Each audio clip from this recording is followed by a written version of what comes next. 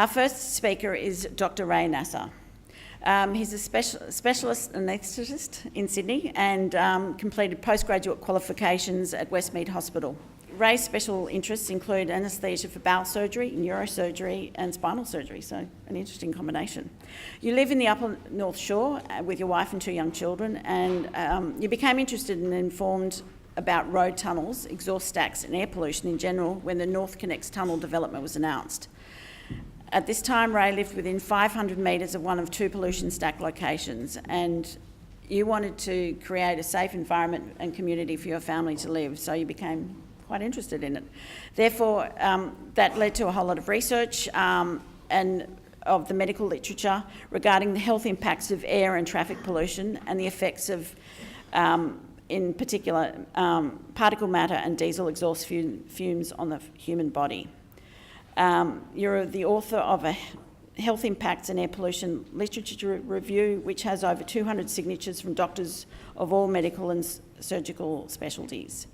During your NorthConnex battle, you appeared on the 7:30 report and also interviewed on Sydney Radio by Alan Jones. While Ray won't personally be affected by the Western Harbour Tunnel or WestConnex, you believe that people need to be aware of the health impacts of increasing road traffic and placing unfiltered stacks in densely populated residential and educational areas. Please welcome Ray Nassar.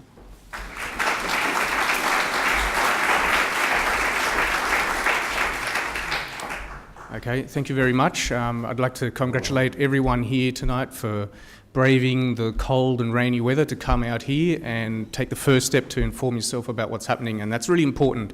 This is the first step to educate yourself, inform yourself about what's happening, and hopefully it'll lead on to some action, which is exactly what happened with me, myself and my family when, as you said, we found out that we were going to live within 500 metres of a pollution stack from one of the road tunnels, 9 kilometre long NorthConnex road tunnel.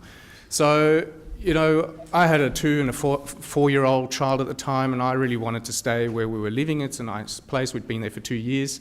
And my wife was quite worried, so I started to research all these health impacts to try and reassure her and my family that it was going to be safe to stay in this area. However, the more research I did and the more literature I read, the more worried I got.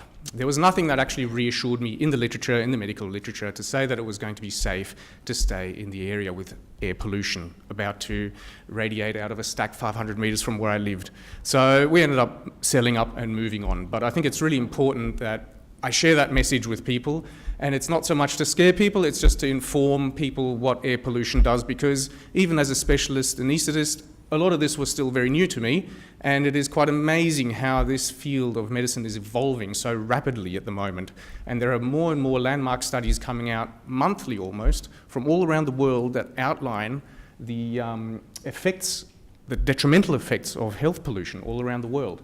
So this is from the WHO, and it actually shows that air pollution causes 1 in 9 deaths around the world at the moment. I want to quickly touch on the different types of air pollution, but you can classify them into 2 different types. Molecules, which are at the top, and they're a combination of molecules and atoms, very small, and particles, which I'll really focus on today because they're the ones where a lot of the new literature is coming out. And the most important particle there is the PM2.5, and all that means it's a particulate mass of 2.5 micrometers. So it refers to the size, PM10 being 10 micrometers in diameter, and then the ultrafines, which are less than 1 micrometer in diameter, are also now coming out in the medical literature as being potentially very harmful. And they're mostly produced by diesel engines. So this is just to give you an idea of the size of these. To the left you see a grain of sand, and that's a human hair. And the blue circles are the PM10, the pink circles are PM2.5. They're so small you can't see them with a naked eye. But what are they actually made of? So this is a bit scary now. These small invisible particles are actually made with shells of substances, including heavy metals. And some of these heavy metals are lead and arsenic. And not only do the particles have their own effect by being the shape and the size that they are, but the lead and the arsenic by itself also has an effect, and that comes from diesel engine combustion. And what happens to these particles when we breathe them in? Well, it depends on the size. So the smaller they are, the further they penetrate into your lungs. You can see our nasal mucosa at the top, and the upper airways will capture most of the larger particles, including dusts. But the smaller they are, the further they penetrate into the depths of the lungs. And there, they get absorbed into the bloodstream. After all, our lungs are there for exchanging substances, mostly oxygen, carbon dioxide, but small particles will also enter the bloodstream and from there travel around your whole body and have an effect. Now, unlike asbestos, asbestos only stays in the lungs and it has its effect on the lungs. These particulate substances stay in the lungs, but they also, like we said, enter the bloodstream and go elsewhere, and that's what makes them so dangerous. So, for about 6 years now, we've known that diesel exhaust is a class 1 carcinogen, and that's the WHO that released that statement. So a class 1 carcinogen means it has been proven to cause cancer in humans. A year later, that expanded to encompassing all outdoor air pollution. That's also now considered class 1 carcinogenic material. If you look around the world, the WHO basically says that 1/3 of all these diseases are caused by air pollution. So 1/3 of all lung cancer deaths, 1/3 of stroke deaths, 1/3 of heart disease, and 1/3 of chronic lung disease, including emphysema, etc. They're all due to air pollution around the world. And who's most susceptible? Children, pregnant women, unborn children, the elderly, and people with chronic disease. Now, why are children so susceptible? Well, children actually breathe at a faster rate than adults. That's their physiology. They also have a greater cardiac output. They circulate their blood more frequently. So when children are often playing outdoors, breathing harder, they tend to absorb a lot more pollution, and that gets carried around their bodies. Pregnant women, I've got some slides to explain that, and elderly and people with chronic disease, they're probably most at risk of cardiovascular side effects. So when these particles enter the bloodstream, they seem to have an inflammatory effect. Now, what does that mean? Inflammatory basically means they're going to make your blood a bit more sticky. So you're probably familiar with people being on aspirin to make your blood thin. Well, this does the opposite to aspirin. It makes your blood thicker. And that means that it predisposes you to things like heart attacks and strokes specifically. This is some data which I'll go into a bit more detail from an Australian organisation, EnviroJustice, and it estimates that 3,000 Australians die every year from air pollution. Now, those figures may actually be higher than that, but there's also a financial and economic cost to this, and in Sydney alone it's estimated that air pollution cost us $8.4 billion a year. There is one thing that I'm going to push tonight, and that's this message, that there is actually no safe level of exposure to any of these substances. I've got some guidelines to present later, and most countries around the world have guidelines and recommendations in which they try and stay in with their air pollution levels, but really the evidence and a lot of the medical literature is showing that most, if not, well, the majority of cases of these health impacts occur when people have exposure to what's called a safe level. So people living in normal communities where the air quality is within the guidelines, those people are actually having a lot of these problems. Now, this is a very nice summary, and it's put together by the two of the most respected medical groups in the world, really. It's the British Royal College of Physicians and the Royal College of Paediatrics and Child Health. And it's a summary of a lot of the health impacts, and it was put together recently in February 2016. So I'll summarise some of their findings throughout this talk. But really, you can divide the health impacts into two categories: short-term, long-term. And in the short term, you would see things like wheeze and asthma, heart attacks and strokes. And long term, you would see things like cancer, especially lung cancer and bladder cancer that's been linked. respiratory illnesses, chest infections, impaired lung development, cardiovascular disease such as heart attacks and strokes, obesity and diabetes. Now that is actually, there's a lot of research coming out which suggests there may be an association with air pollution. Premature labour and low birth weight has been shown to have an association, and again, the last two are also quite hot at the moment in the medical literature, and that is cognitive decline, dementia, and an association with autism, which is currently being heavily researched. One of the things that is quite an early on statement in the Royal College of Physicians summary is that air pollution can stay around for days or weeks after it's created, and that actually one type of chemical may interact with another type in the atmosphere, and they can actually cause worse pollution. So I want to just go to the placenta now, talking about pregnant women and the fetus and their susceptibility. So the role of the placenta is obviously nutrition for the fetus as well as a barrier to toxins. However, some of these particles can penetrate that, and heavy metals and PM2.5 are included there. So they can cross the placenta, enter the fetal blood circulation, and potentially cause damage there. And as we can all probably appreciate, DNA is susceptible to changes in that stage.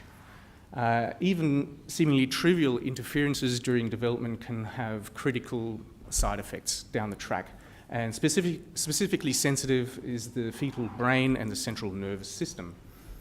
Now, this schematic just shows the gestational period, and the dark blue bars show times when you have periods of the major morphological abnormalities, and the lighter blue bars show periods of minor abnormalities, and it shows you that it usually happens, or it can happen, in the early stages of gestation, and the CNS at the very top there extends furthest along throughout gestation, but then you get limb defects and other birth defects as outlined there.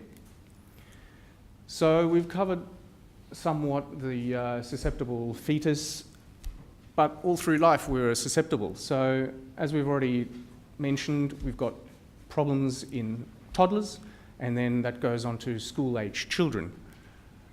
Now this is probably one of the most important graphs I'm going to show tonight, and this is a graph showing the permanent, irreversible inhibition of lung growth in children that were exposed to air pollution. So you can see at the bottom you've got nitrogen dioxide, which is one of the molecules, and on the left you've got girls, on the right you've got boys, and this was done over an 8-year period, and it shows that as you increase the level of background air pollution, the less your lung growth develops. So FEV1 is a volume which looks at lung function, and that should be growing at a steady rate, but it actually declines in children that have exposure to air pollution. This is a picture of a white blood cell. So this white blood cell was taken out of a healthy child's lung, and it shows you the nucleus, the cytoplasm, and inside of it you can see those black dots. Can everyone see those black dots? Yeah, they shouldn't be there. That's actually air pollution, okay? So they're particles taken up by a healthy child's lungs. And in that study, for every, for a certain density of those, there was a 17% reduction in that lung function. So preschool children, it's clear that they are at an increased risk of wheeze and asthma if they have exposure to air pollution. Same with school children, that continues with age. Moving on to the cardiovascular effects. Now, this is one of the biggest studies that's been done on air pollution, and it's published by The Lancet, which is a well-respected international journal.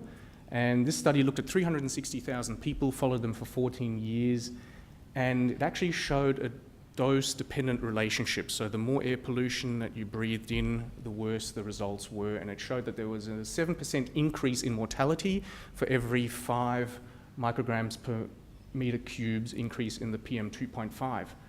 There was also 18% increase in lung cancer for the same amount of increase in your particulate matter. Now, as I mentioned earlier, these findings were from populations that were actually below the recommended limits, so they were within safe limits, so-called safe limits. Moving on to some of the heart attack journals, or evidence I should say, numerous journals showing the link between heart attack, stroke and air pollution. This one, for example, as a short-term exposure, showed that there was an association with heart attack after 1 hour of exposure to air pollution, and that was consistent with the time spent in traffic. Another study that showed that for every 10 mics per metre cubed of PM, you had a 0.8% increase in your risk of a heart attack. Now, atherosclerosis, you probably all know, that is plaques on the vessel wall, and these plaques predispose to heart attacks and strokes. And this is also quite a recent article in 2016, again in the Lancet, which showed that there were two communities, one in low exposure, one in high exposure groups, and they followed their atherosclerosis growth. And they found that if you happen to be in an area that's still within safe limits at 22 mics per metre cubed, you actually had a 38% faster growth in your plaque compared to the people that had half your level of exposure. Now, Alzheimer's disease.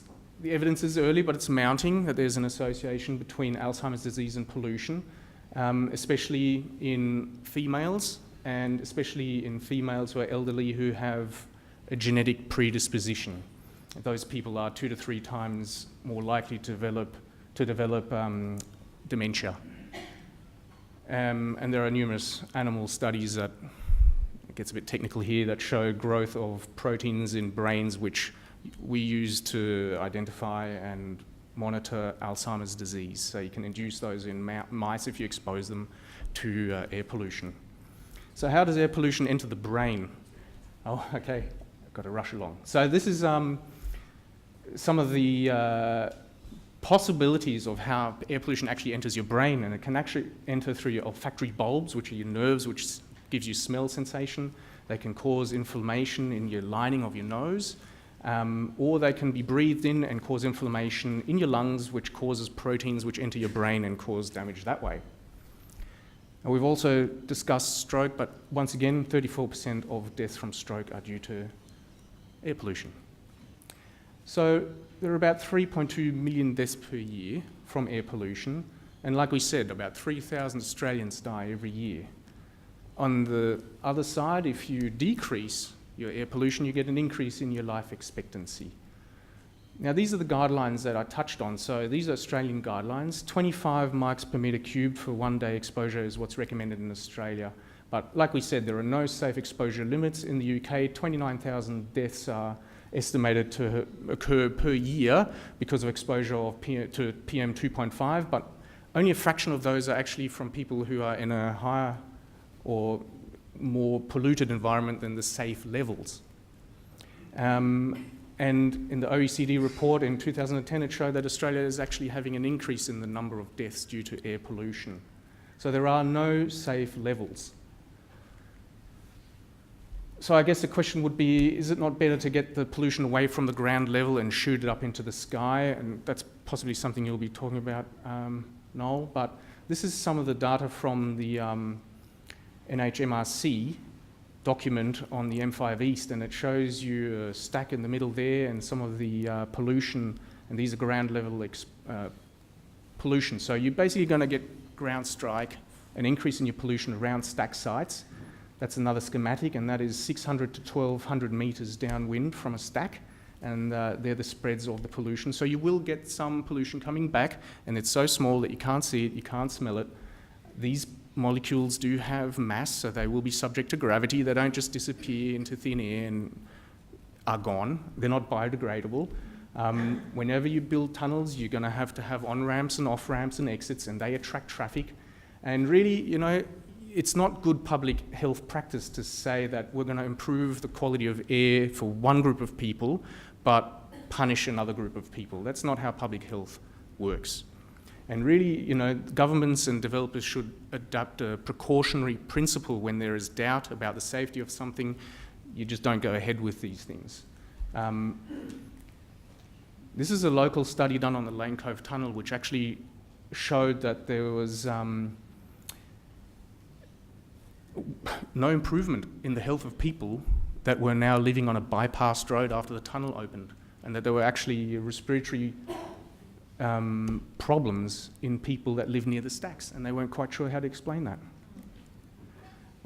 Just the very last thing, I just wanted to say, if there are people here that are really looking forward to these tunnels and they think they're going to be fine, I just want to give you a little note of caution. So tunnel users will be exposed to very high levels of pollution. This is from the EIS from NorthConnex. I haven't made these numbers up, it's on their website, and it shows the two-direction northbound, southbound in 2019, 2029, the predicted levels of pollutants.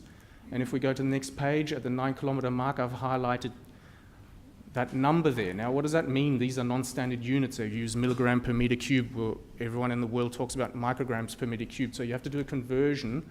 And what do you find? All of a sudden, this is now 477 up the top there, and we talked about safe levels less than 25. 477 in your last kilometre of travel one way, 553 the other way. That's what you're going to be breathing in if you're in the tunnel in your last kilometre there. These are the guidelines currently. Australia recommends 25 mics per metre cubed.